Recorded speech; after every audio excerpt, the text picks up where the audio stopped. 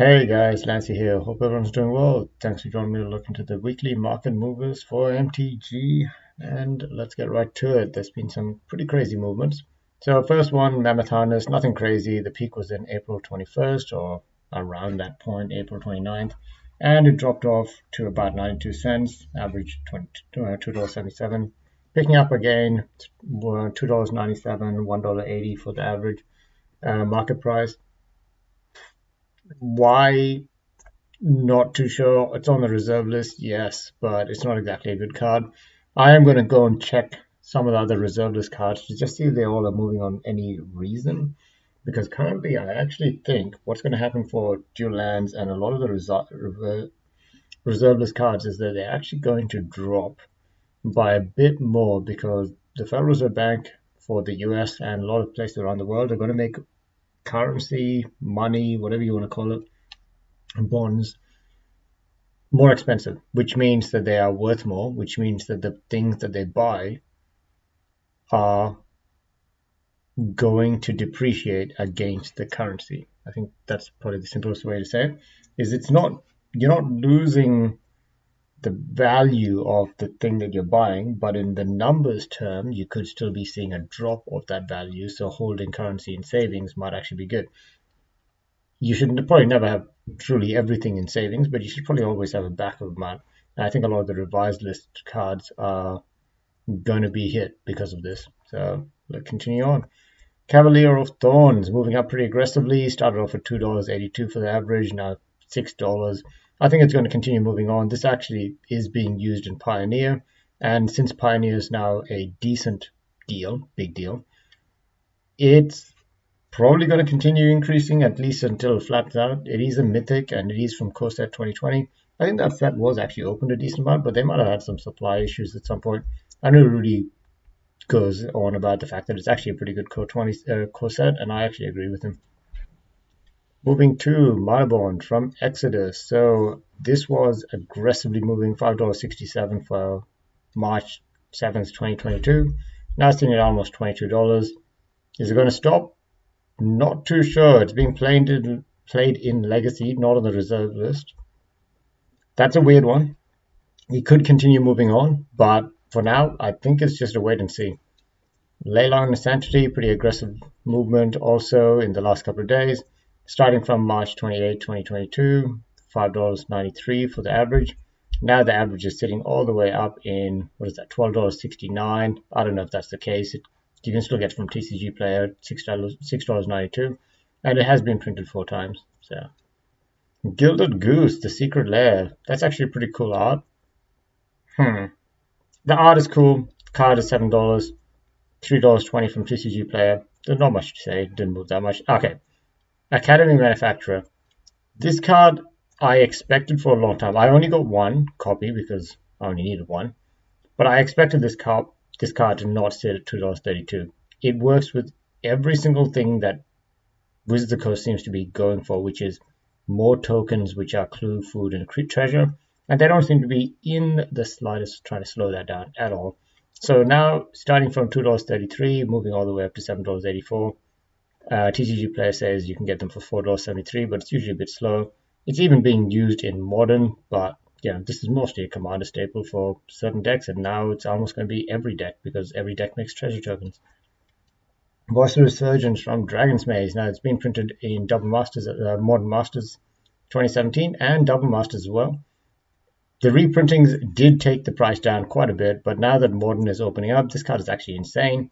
For 2 mana, you get a lot of value. Pretty much it replaces itself no matter what they do. And if they don't target this, then your other biggest threat possibly can get in for the face. So $5 for now. It could easily go back to... No, okay, it's not going to go back to any of that. It could easily go up to like $12, $14, and we'll have to see where it stabilizes. Sire of Insanity from Secret Lairs. Okay, it's a Secret Lairs. It's jumping for a reason. Moving over to the Badlands now. So I'm actually going to cover the dual lands separately.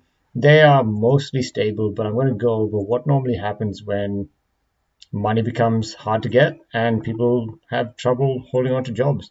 Normally you see these kinds of things drop quite a bit. Now, TCG Player has got a price chart, and the price chart is showing very aggressive movements that is not being caught on MTG Stocks finance section of the card movement.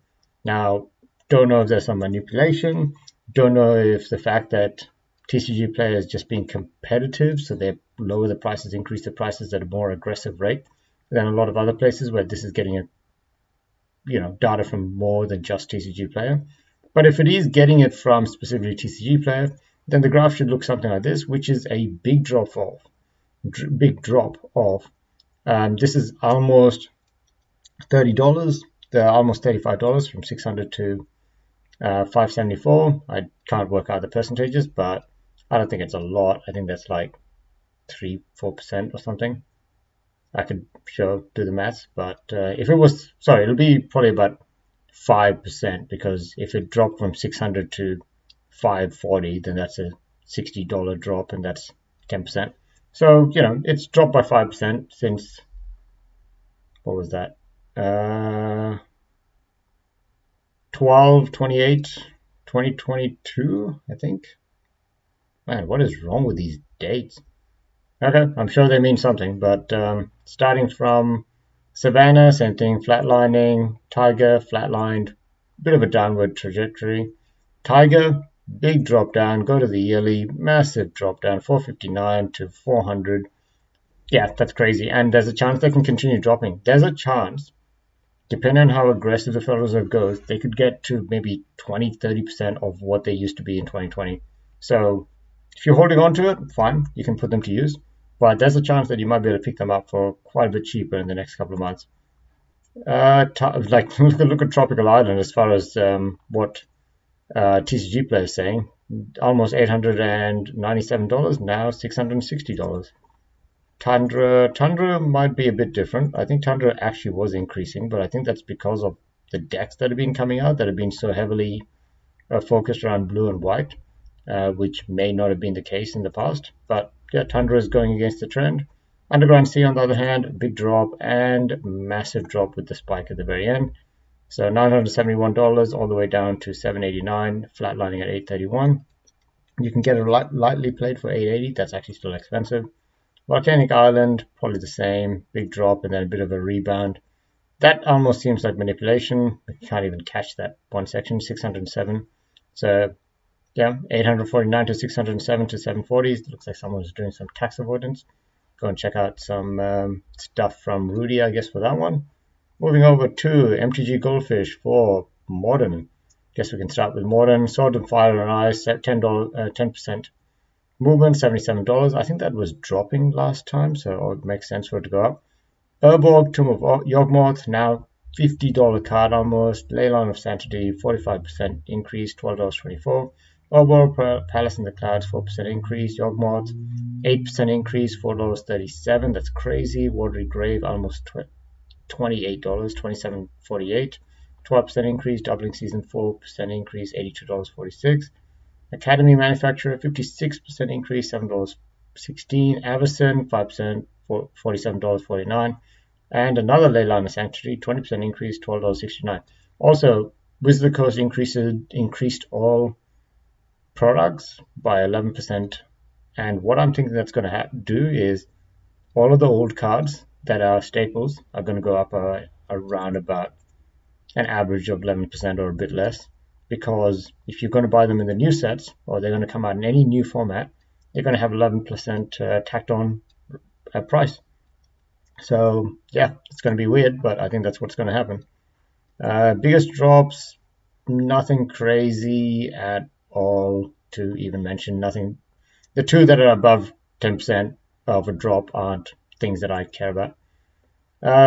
Biggest gains for Pioneer, Resplendent Angel. I'm pretty sure that's actually for Commander, moving up by 43% to now sit at $34.59. That's crazy. Collective Defiance, 661% to now sit at $7.89. Emrakul, 8% gain to sit at $55.68. The Ozolith, 19% gain to now sit at $25. Edon of the Great Rebel, 18% gain to now sit at $23.11. Even Tireless Pilgrim, banned in Commander, I think, is still moving up by 56%. The Great Henge, 6% gain to sit at $58.48. Cobalt, 26% gain to now sit at $14.15. He is actually really good, so I'm surprised he was that low for that long. Cavalier of Thorns, 94% gain to now sit at $4.92. And Spiral Bluff Canal, 10% gain to now sit at $24.75. Renan in the Seri Inseparable, 11% drop to now sit at $32.73. That's actually still a lot. Days Undoing, 10% drop. And Henwea Battlements, 10% drop to now sit at $6.15. Other than that, this is actually still insane. These are some crazy movements that you're seeing just from Pioneer. I was going to check out Legacy, but really Moat, Island of Wok, these are all the usual Candelabra. These price movements are pretty jumpy and it's hard to predict. Same thing for Vintage. You can see that most of them, very small amount of gains, very small amount of losses. Looks like people are just holding a lot of the stuff. Even for the drops are pretty big, but the gains are pretty big, which cancels each other out as far as old school Magic is concerned. So let's have a look at Standard and just see what's been happening. Brutal Cathar, 80% gain. Haunted Ridge, Old Norborn, 5% gain to now set at $30. Storm-Carved Coast. I mean, these are mostly just lands because obviously people are trying out new decks. Deadly Dispute. Alright, sure. Yeah, I guess it's reasonable. I didn't think it was that powerful, but yeah, probably used in certain ways. Wandering Emperor dropped by 12% and now sit at $36.17.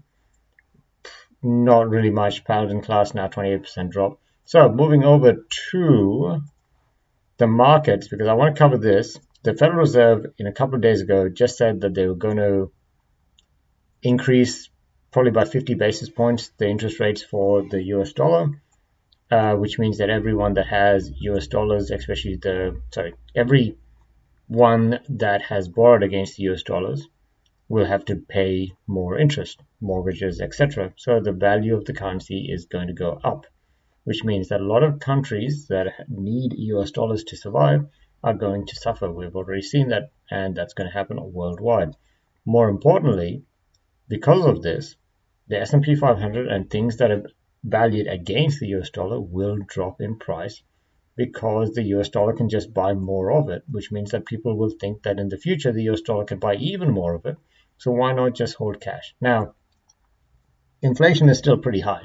So you don't want to hold all cash. I'm sure that prices will probably come down because of how leveraged certain people are. But the supply issue is a big deal.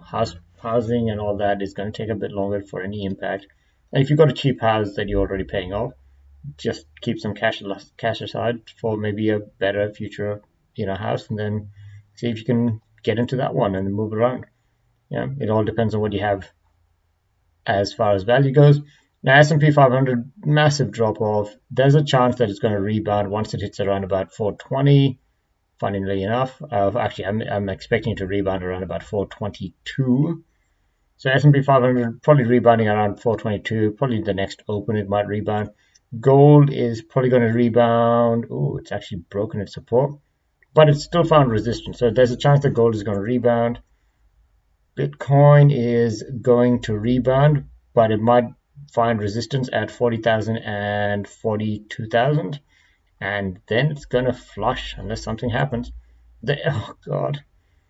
I mean, I'm in Australia, so this is painful. I did transfer some small amount of money to US dollar, but this is brutal. If you look at how much this has actually dropped in just the last couple of days, that's 7% drop in a currency as stable as it's meant to be, as Australia is. That's crazy. So there's something really going wrong with the Australian economy, and we're going to have to see how this all plays out. Look at US oil. It's on the sell, so now it's going to probably sell until it hits about 85. UK oil probably sell until it hits about 87.